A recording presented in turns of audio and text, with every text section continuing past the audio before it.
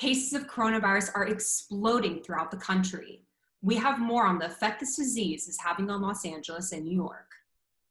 And privacy questions loom over Zoom as the video conferencing service grows in popularity. Annenberg TV News is next. Live from USC, you're watching Annenberg TV News. Everybody wants to know one thing: when is it over? Nobody knows. Well, President said by Easter. This one said by this. Nobody knows. As we close out the month of March, there are more than 7,500 confirmed coronavirus cases in California. Good evening. I'm Nathan Hyun in Seattle. And I'm Genevieve Glass in Palm Springs.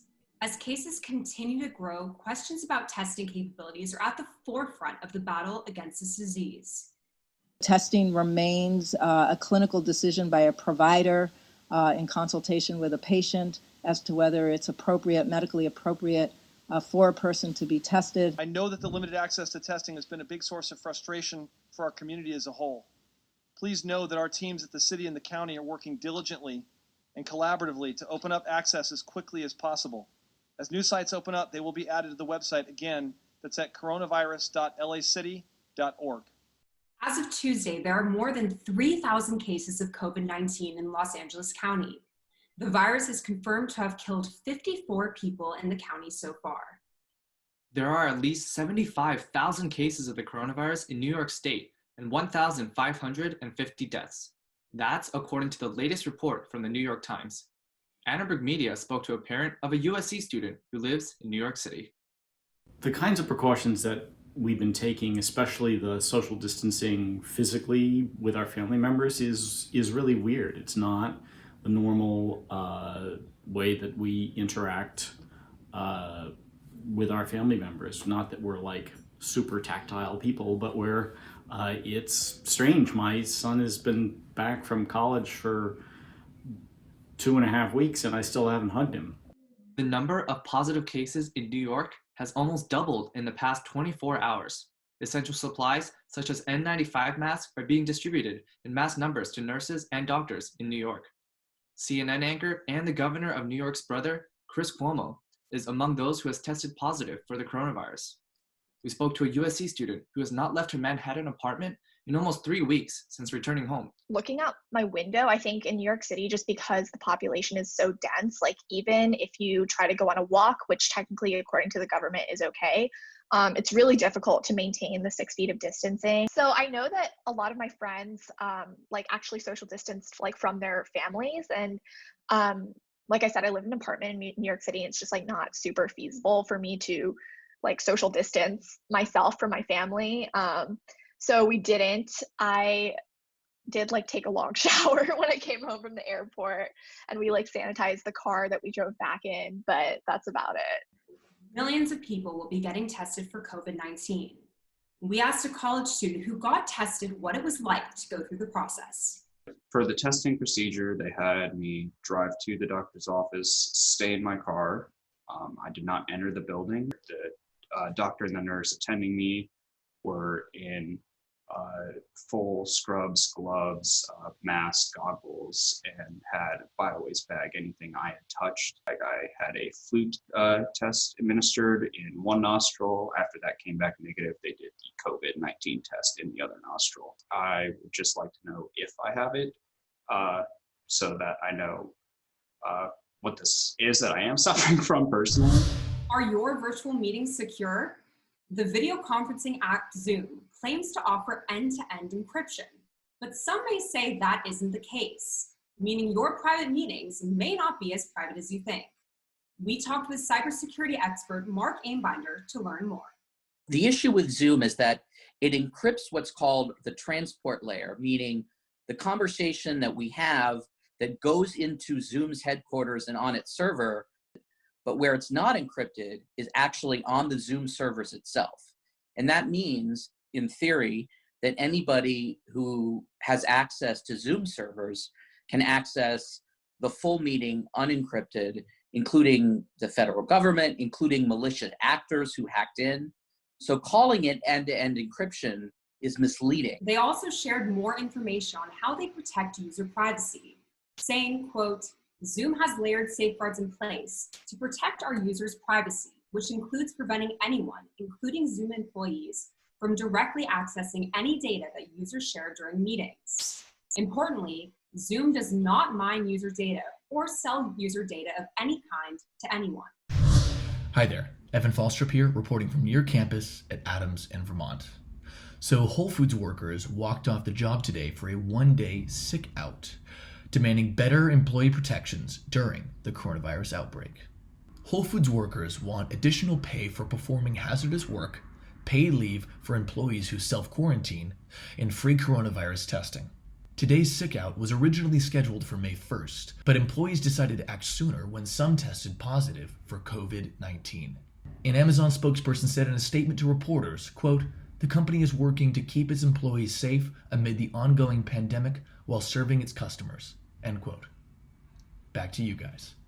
Los Angeles is implementing a rent freeze to quell housing concerns during this pandemic. Many Los Angeles residents will be covered, but some will not. We spoke to a landlord about how this affects them. We have to think of those people that are in great need. So with that as a landlord, I have an open mind.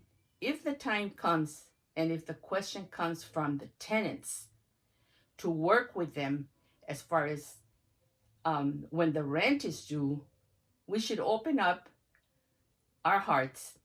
The new rules would prevent rent increases for rent-controlled buildings and nullify any previous increases stated for April.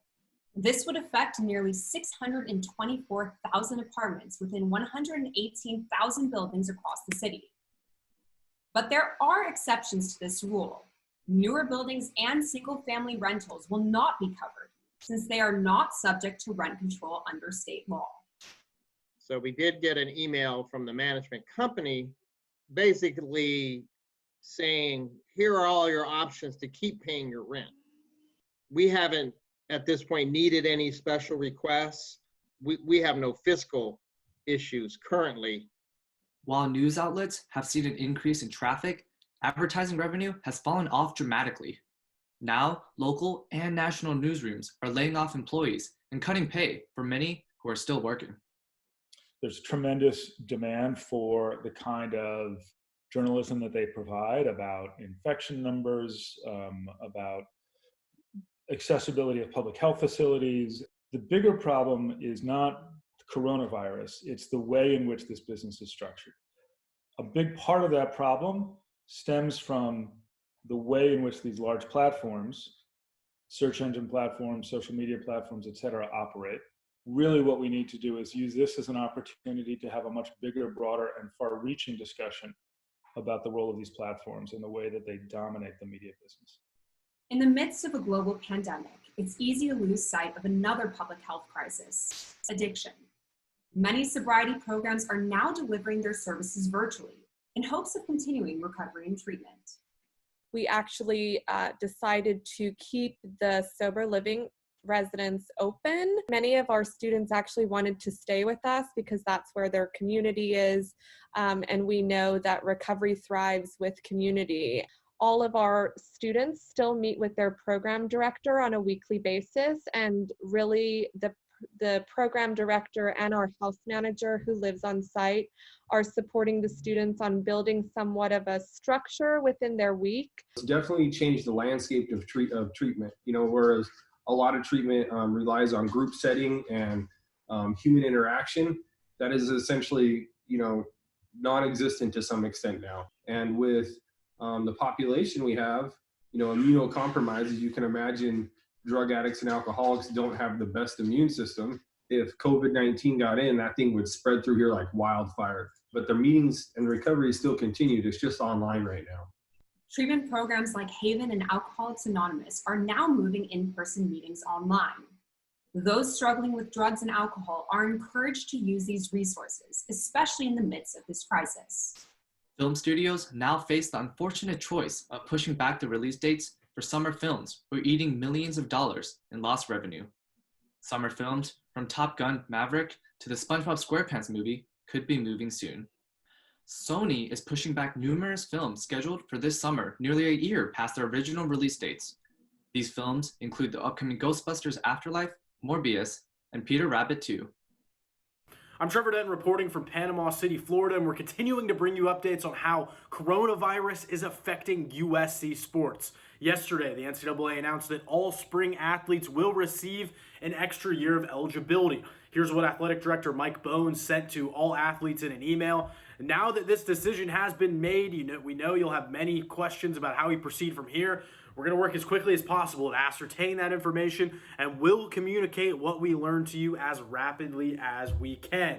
We'll be meeting with all your coaches tomorrow to discuss next steps. Also in the email, Bones said all spring athletes can receive up to the same financial aid next year, but that does not apply to transfer students. The ruling also didn't extend to winter sports, so seniors like Nick Rakocevic and Jonah Matthews have played their last basketball in the Cardinal and Gold. Here's what Rakocevic had to say about the ruling. It did catch me by surprise, just because, there was no tournament, and that's what everybody wants to do when they're in college, just playing the NCAA. So, obviously they got a job to do, they had a decision to make, and